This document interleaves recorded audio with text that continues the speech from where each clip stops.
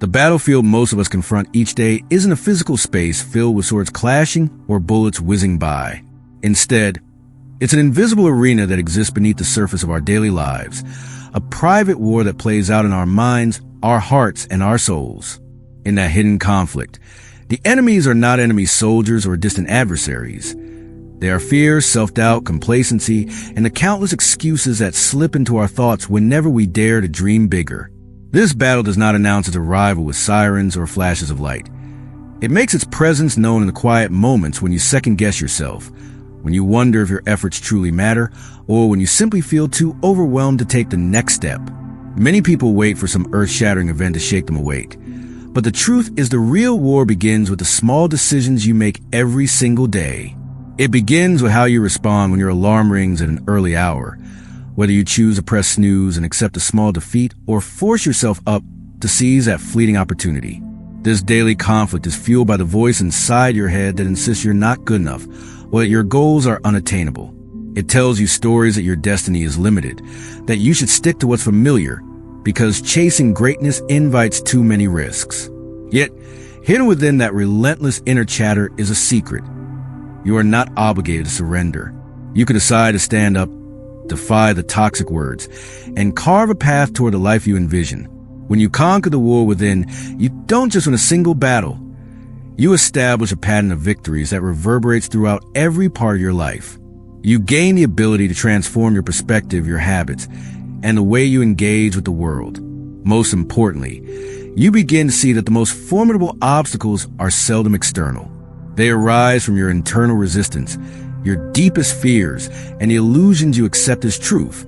Once you recognize this, you realize the true fight is, and always has been, within you. No medal or trophy can compare to the profound freedom that comes from knowing you've overcome the toughest opponent of all, yourself. Within this private battleground, one of the strongest forces you'll ever face is fear. Fear is deceptive.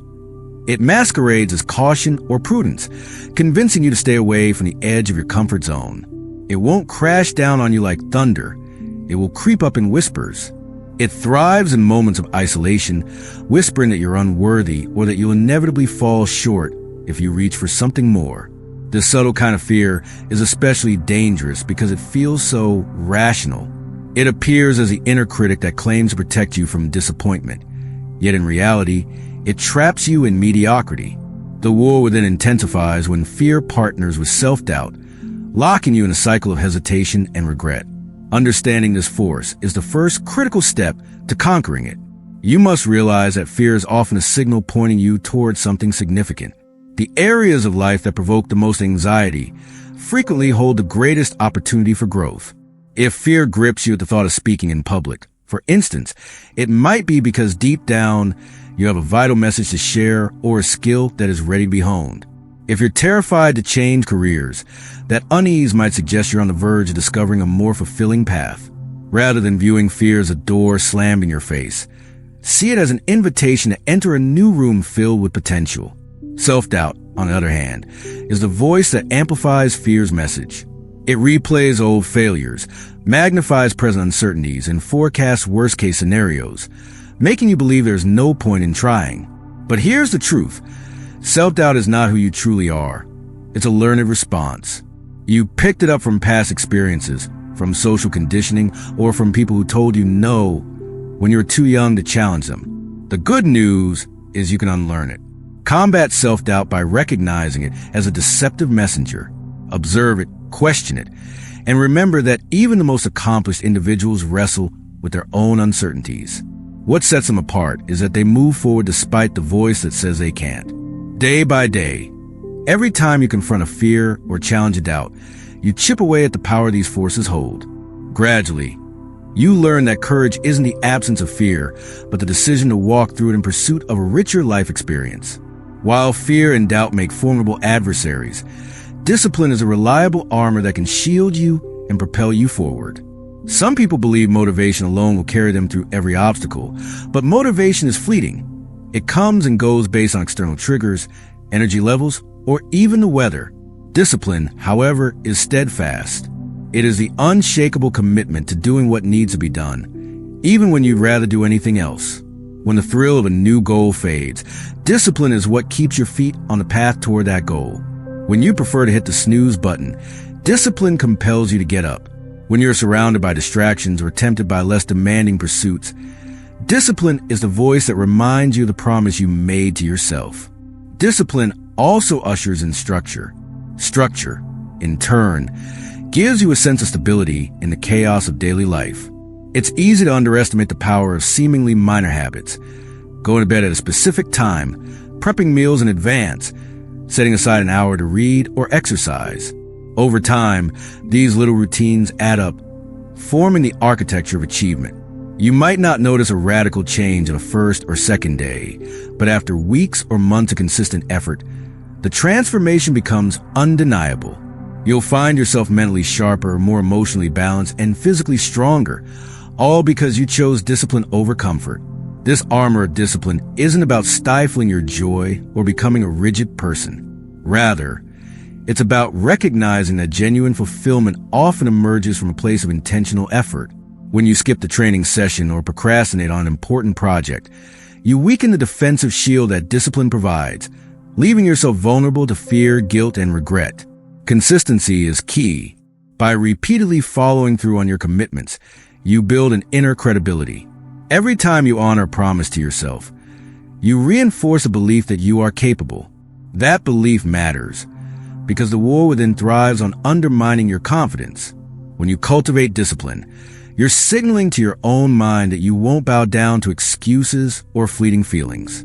You're taking a definitive stand, choosing growth over stagnation, conviction over doubt, and progress over settling for less than you're capable of achieving. One of the most overlooked aspects of prevailing in this internal conflict is the significance of small victories. We often think that triumph must arrive in a grand, cinematic moment, a standing ovation, a life-changing promotion, or a remarkable personal best. However, the most sustained transformations typically arise from modest successes accumulated one day at a time. These are the victories that slip under the radar. Forcing yourself out of bed to write a single page, turning down an unhealthy temptation once, or making the call you've been dreading. Each small win might appear trivial in isolation, but collectively, they form the bedrock of your ultimate success. Imagine every seemingly minor achievement as a single brick in a grand cathedral. Alone, one brick doesn't look like much, but once they're laid steadily over weeks, months, or even years, you end up with something awe-inspiring. Small victories also operate as a powerful source of momentum. The sense of accomplishment, even from something tiny, invigorates you to keep pushing forward. Momentum is that magical spark that propels you into a state of flow, where progress feels more natural and less forced. Once you have even a little momentum, you're far more inclined to push for the next milestone, no matter how minor. This incremental growth is often more sustainable than any large, dramatic leap, precisely because it's rooted in routine and habit. Still, small victories are not about letting yourself off easy. They're about recognizing that enormous goals are usually reached through a series of consistent steps. Suppose you want to transition to a new career field. You might feel compelled to throw everything away and pivot in one dramatic gesture, but it might be more practical to spend 30 minutes each morning acquiring a new skill, networking, or polishing your resume. Over time, these daily decisions mount up, and before you know it, you've not only built the confidence to make a bigger move, but you also possess the skills and mindset to excel once you do. Each small win is a vote cast for the person you desire to become. Every morning that you show up, every night that you invest in your own growth, you're adding to a mountain of evidence that says you are truly capable of greatness, even if it's happening one step at a time. Just as crucial as discipline and celebrating small achievements is the way you speak to yourself. The monologue in your mind can either reinforce your resilience or sabotage your best intentions. Too often, we unconsciously adopt harsh, critical, or self-defeating language, labeling ourselves as incompetent, unfit, or unworthy whenever we stumble. This negative inner dialogue serves as ammunition for the enemy within, fortifying fear and doubt. If you keep telling yourself you can't, you eventually start to believe it, making it that much easier to surrender when challenges arise. In contrast, nurturing a constructive internal voice can function as a healing balm during the toughest battles. It's not about boasting or lying to yourself. It's about recognizing that a setback doesn't define who you are. It's about reminding yourself that you are allowed to learn, adapt, and evolve. When you begin to speak to yourself with understanding and encouragement, you create an internal environment that fosters growth rather than stagnation. If you slip up on your goals today, that doesn't mean you're a complete failure. It means tomorrow is another opportunity to try again. Strive for honest self-talk that acknowledges your strengths as well as your weaknesses without degrading your sense of self-worth. For instance, if you make a mistake, you can say, "That strategy didn't work out. Let's figure out what went wrong so I can improve next time." Notice how different this is from stating, "I'm terrible at everything, so why even bother?" The former approach focuses on solutions and future possibilities. The latter approach cements a narrative of hopelessness. Over time, as you practice speaking kindly and wisely to yourself, you begin to neutralize the incessant negativity that can otherwise paralyze you. Words of power, and when directed inward, they can build or destroy your personal foundation. Think of your self-talk as a tone you set before giving a speech to an audience. Except in this scenario, the audience is you. If you consistently broadcast a message of inadequacy, you'll inadvertently perform that script in life. However, if you broadcast a message of courage, resilience, and persistence, you'll see those qualities blossom through your actions. Remember, the war within is just as much about what you say to yourself as it is about what you do. No honest conversation about this internal struggle is complete without addressing failure and the crucial role of resilience. Contrary to popular belief, failure is not an endpoint. Rather, it's a major stepping stone on the path to success. When you examine the biographies of people who achieved extraordinary feats, athletes, entrepreneurs, scientists, or artists, you often see a litany of setbacks. They didn't get where they were by avoiding mistakes. They got there by learning from them, recalibrating, and pressing forward. A willingness to endure failure is part of what separates individuals who maximize their potential from those who stagnate after a few attempts. Resilience is your ability to bounce back even when life's obstacles feel insurmountable. It doesn't mean you ignore pain or pretend that disappointment doesn't hurt. Instead, it means recognizing that hardship is a part of the journey rather than a signal to abandon it. Every time you confront a challenge, be a collapsed business venture, a gut-wrenching heartbreak, or a serious health scare, you stand at a crossroads. One option is to interpret hardship as evidence that you're incapable or unlucky. The other option is to see it as a profound lesson, sometimes an expensive one, but a lesson nonetheless, and use it as fuel for transformation. To foster resilience, it's essential to examine how you frame adversity. Instead of labeling a shortfall as an indictment of your character, look at it as an invitation to refine your methods. If you're building a skill, like learning a new language or preparing for a competitive event, every error or loss can teach you what needs more attention. This doesn't remove the sting of disappointment, but it does prevent you from interpreting the setback as a sign that you should quit. Small mental shifts like this have an enormous cumulative effect, helping you develop grit, a quality that stays with you through thick and thin. By steadfastly refusing to let failure be your final story, you wage a powerful offense in the war within. You communicate to that voice of negativity that you won't be deterred by a single disappointment or even a string of them. Over time, each experience of bouncing back equips you with a stronger mindset, shaping you into someone who not only endures difficulty, but actively uses it to evolve. That is what resilience is all about. Learning from your scars, forging a tougher armor, and continuing to advance no matter what storms rage around you.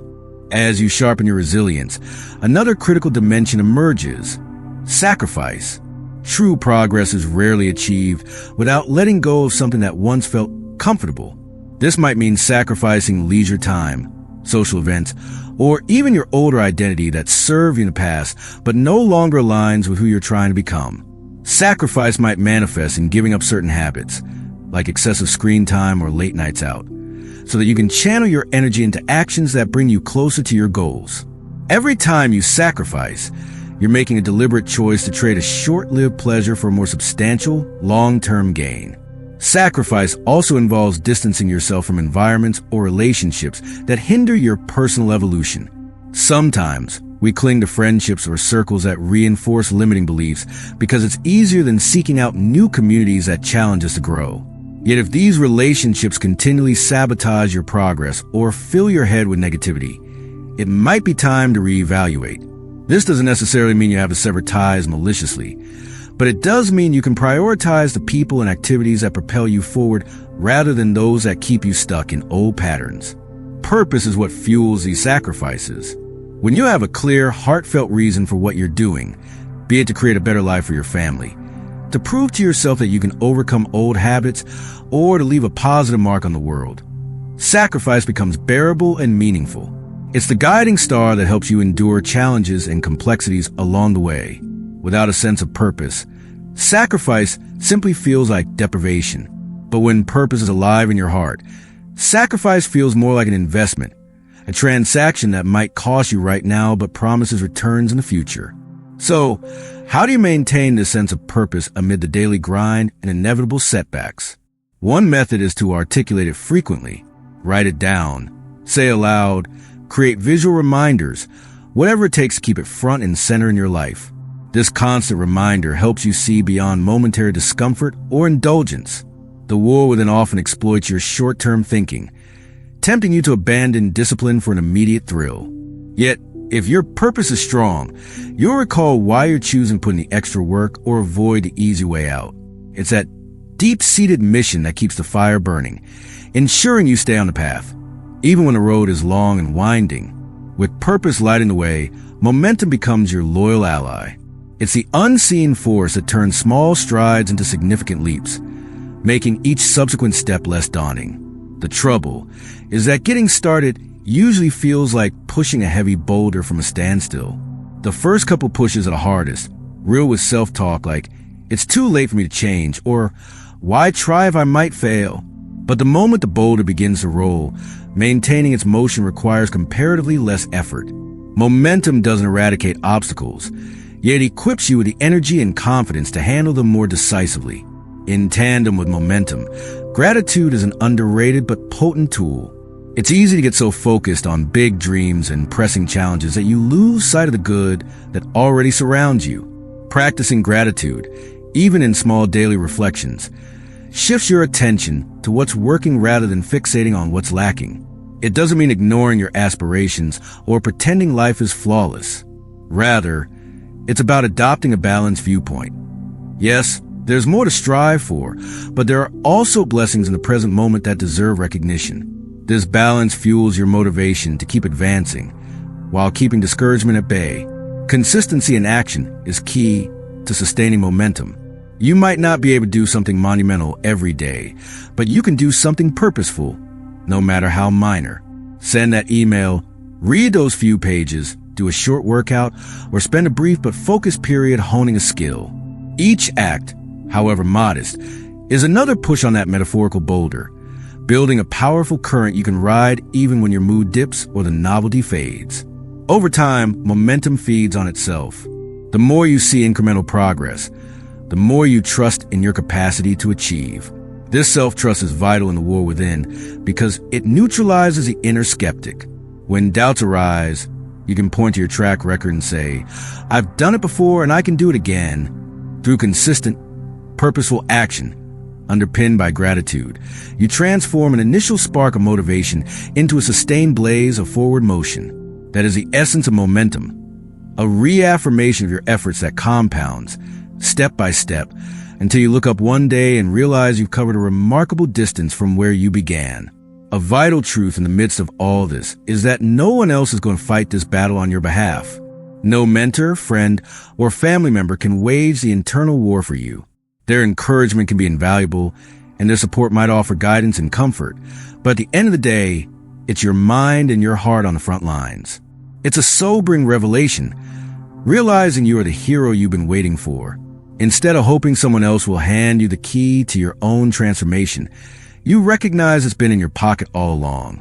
However, acknowledging that you must be your own savior does not imply you have to isolate yourself. On the contrary, the people around you can serve as a support network or a destructive force, depending on whom you choose to keep close. Seek out those who encourage your growth, who push you to think bigger, and who hold you accountable to the promises you make. These individuals challenge your limitations instead of simply confirming them, and they celebrate your victories, no matter how small. If there are people in your circle who sap your energy with constant negativity or cynicism, consider adjusting how much time you invest in those relationships. Sometimes, loving certain people from a distance is necessary for your own evolution. Being your own hero also implies taking personal responsibility for your decisions. When you encounter a failure, it's normal to feel the sting of disappointment. The difference maker lies in not transferring that blame to your circumstances, your past, or other people. Accepting ownership of your actions and consequences is fundamentally empowering. If you cause a problem, you can also fix it or chart a new path. By placing accountability on your own shoulders, you liberate yourself from the trap of victimhood, which is a powerful tactic used by the internal enemy to keep you from rising up.